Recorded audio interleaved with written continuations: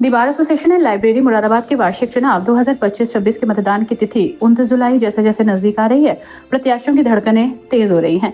कचहरी परिसर में इन दिनों चुनावी हलचल देखने को मिल रही है। प्रत्याशी अपने समर्थकों के साथ अधिवक्ताओं से वोट की अपील करते दिखाई दे रहे हैं। इस क्रम में बृहस्पतिवार को the bar association and library Moradabad के वार्षिक चुनाव में अध्यक्ष पद के प्रत्याशी पूर्व अध्यक्ष हाजी सैयद अमीरुल हसन जाफरी को समर्थकों की भारी भीड़ और नारेबाजी के बीच अपने समर्थन में वोट की अपील करते हुए देखा गया। आपको बता दें कि अध्यक्ष पद के लिए मात्र 2 ही प्रत्याशी हाजी सैयद अमीरुल हसन जाफरी और आनंद मोहन गुप्ता एडवोकेट चुनावी समर में उतरे हैं। अध्यक्ष पद के अलावा महासचिव पद के लिए 10 प्रत्याशी मैदान में हैं। कई दिग्गजों के आमने सामने आ जाने से महासचिव पद के लिए भी चुनाव दिलचस्प दिखाई दे रहा है। अध्यक्ष पद के लिए आमने सामने का मुकाबला है। अध्यक्ष पद के प्रत्याशी हाजी सैयद अमीरुल हसन जाफरी लगातार चैम्बर्स टू चैम्बर्स जाकर अपने समर्थक में वोटों की अपील कर रहे हैं। अधिवक्ता साथियों को अपनी प्राथमिकता बता रहे हैं। उनका स्पष्ट कहना है कि उनका पिछला कार्यकाल उठाकर देखा जाए तो किसी भी साथी अधिवक्ता के मान सम्मान को ठेस नहीं पहुंची। कचहरी परिसर में सफाई व्यवस्था के उचित प्रबंध रहे हैं। शौचालय का निर्माण कराया गया है। अधिवक्ताओं के हित में जो भी कार्य हो सकते हैं वो उनके कार्यकाल में किए गए। अनावश्यक हड़तालों से परहेज किया गया। उन्होंने कहा कि पश्चिम उत्तर प्रदेश में हाईकोर्ट बेंच स्थापित हो, इसके लिए जो संघर्ष समिति बनी है वो उसके साथ कंधे से कंधा मिलाकर चलेंगे। इसके अलावा वकीलों की एक समस्या ये भी है कि कचहरी परिसर से रजिस्ट्री ऑफिस को 5 वर्ष पूर्व काफी दूर स्थानांतरित कर दिया गया है। उन्होंने साथी अधिवक्ताओं को विश्वास दिलाया कि यदि उन्हें मौका दिया गया तो वो रजिस्ट्री ऑफिस को पुनः कचहरी परिसर में लाने का हर संभव प्रयास करेंगे। उन्होंने कहा कि महिला अधिवक्ताओं के बैठने के लिए बार में अलग से महिला कक्ष का निर्माण कराना भी उनकी प्राथमिकता में शामिल है। एक सवाल के जवाब में उन्होंने कहा कि बार और बेंच के बीच रिश्ते मजबूत बने रहे, ये भी उनकी प्राथमिकता में है। उनका मानना है कि बार और बेंच एक ही रथ के 2 पहिए हैं, लिहाजा समन्वय स्थापित करना बेहद जरूरी है। उन्होंने ये भी कहा कि उनका पहले से ही प्रयास रहा है कि अनावश्यक रूप से हड़ताल न की जाए, लेकिन अधिवक्ता के मान सम्मान के लिए यदि हड़ताल की जरूरत हो तो वो उससे भी पीछे नहीं हटेंगे, लेकिन इतना जरूर है कि अनावश्यक हड़तालों से परहेज किया जाएगा।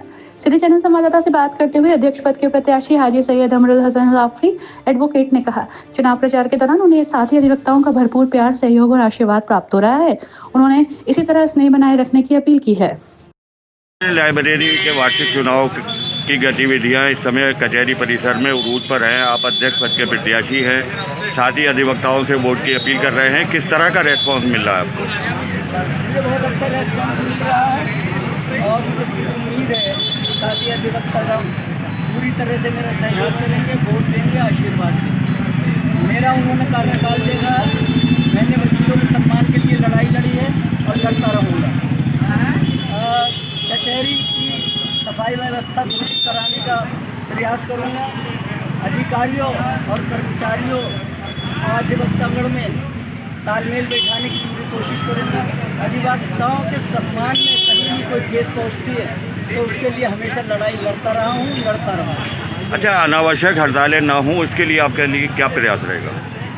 अनावश्यक हड़तालों पे पूरी तरह से पाबंदी रहेगी, मगर किसी अधिवक्ता का के संबंध में कोई हड़ताल की जाती है और उचित है वो हड़ताल, तो जब तक हड़ताल की जाएगी जब तक उसका समाधान नहीं होगा। साथी अधिवक्ताओं से क्या अपील करना चाहेंगे? साथी अधिवक्ताओं से अपील करना चाहता हूँ कि देख के, सोच के, समझ के वोट दें। मेरे विपक्षी श्री आनंद मोहन गुप्ता जी का कार्यकाल सेक्रेटरी के रूप में देखा है।